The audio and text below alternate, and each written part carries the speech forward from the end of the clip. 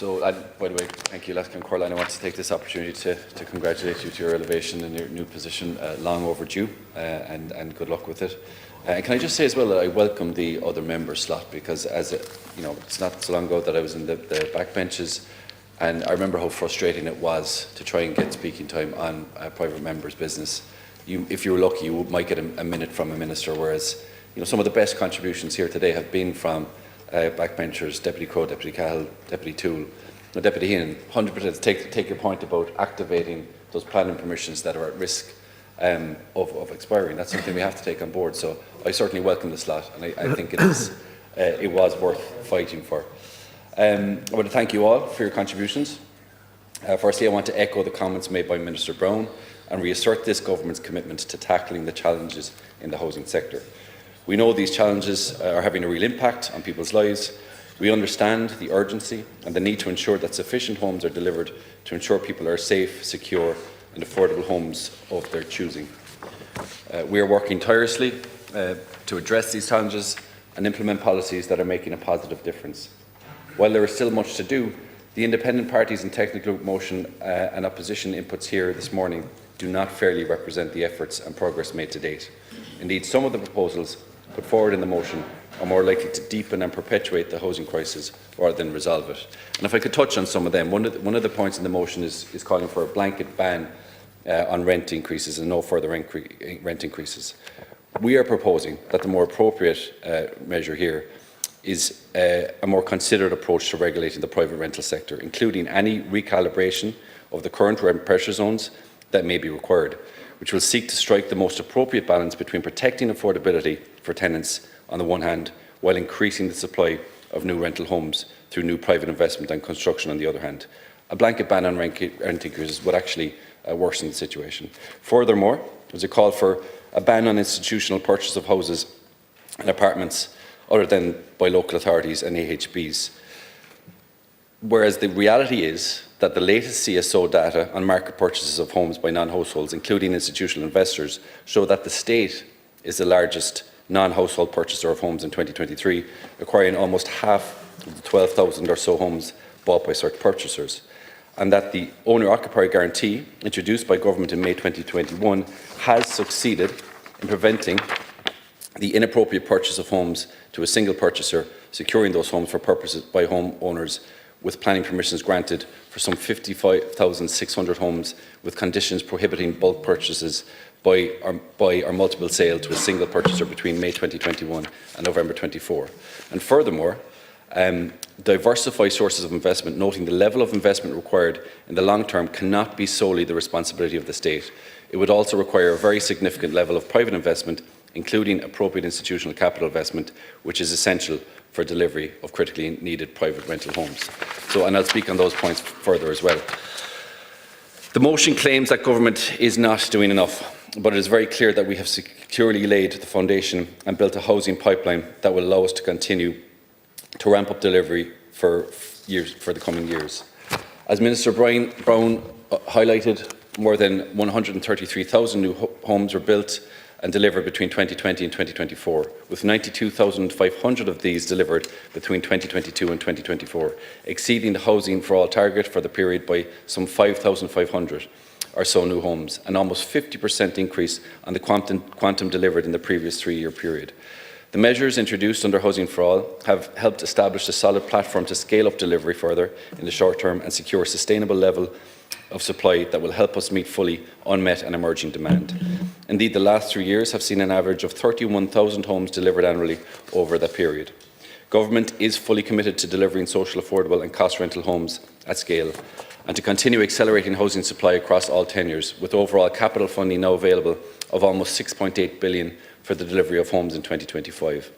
This will further increase the availability of affordable homes to buy and rent, securing a sustainable housing supply and building vibrant, livable communities. Last year's dip in new home completions was certainly disappointing, but we remain optimistic that the building blocks we have put in place will bear fruit, and that the appropriately targeted action by government, many of the 100,000 commencement notices lodged over the past 2 years, will translate into new home completions. A continuing increased supply of new homes will help ease the impact of recent price increases and bring stability to the market, with Housing for All supporting access to affordable housing and assisting those aspiring to buy their own home. Since the launch of Housing for All to September last year, over 10,000 affordable housing supports have been delivered through approved housing bodies, local authorities, the Land Development Agency, and facilitated by the First Home Scheme and the Vacant Property Refurbishment Grant.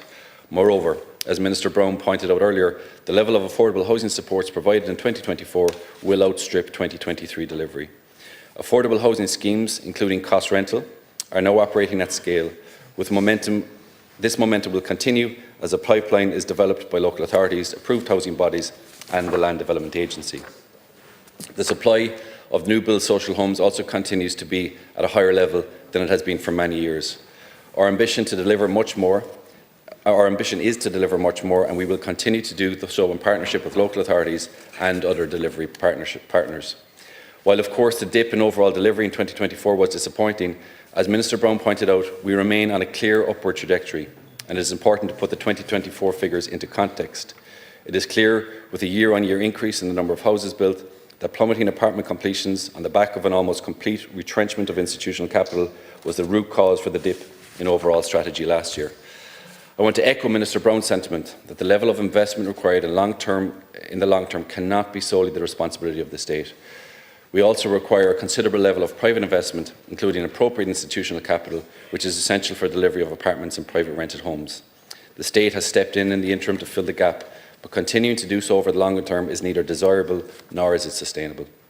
A vibrant, affordable private rental sector with abundant supply and choice can only be delivered with sizable level of private capital investment. To this end, we will also engage with domestic lenders, ensuring the banking sector is maximising its lending capacity to support the development of new housing nationwide, especially for brownfield sites and small builders. Homelessness remains a serious concern and the top of priority for this government. It is a complex issue in which causal factors and family circumstances can vary considerably, as do the responses needed. It is also interrelated with other areas of the housing system and with broader social and healthcare policy and service delivery. A whole-of-government approach is required in the response. This is how we are working and will continue to do so. Supporting households experiencing homelessness remains a priority for the government, and the Programme for Government reaffirms Ireland's commitment to working to eradicate homelessness by 2030. Budget 2025 allocated more than 300 million to this end and up to €61 million on 2024. The motion calls on government to fund local authorities and approved housing bodies to implement a tenant in situ scheme with a minimum purchase target of 2,500 homes per year. My department is working closely with local authorities and their service delivery partners to ensure to support households to exit homelessness to a tenancies in the local authority and approved housing body properties or in the private rental market supported by the housing assistance payment as well as the tenant in situ scheme. In light of the challenges in addressing homelessness, government introduced the tenant in situ acquisitions in 2023 as a temporary short-term measure to address the issue. This was continued in 2024 and now is being extended into 2025. Since the introduction of the tenant in situ programme in March 2023, more than 3,100 second-hand homes have been purchased, with approximately 2,000 of those being tenant in situ acquisitions.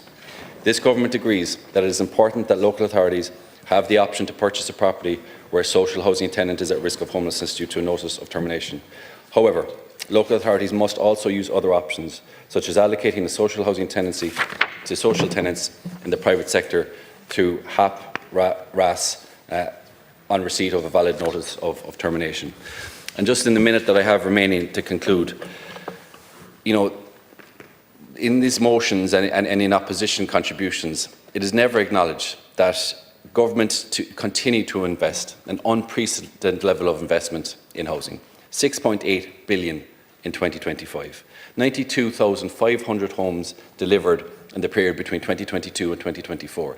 That is a 50% increase on the 3 years prior to that.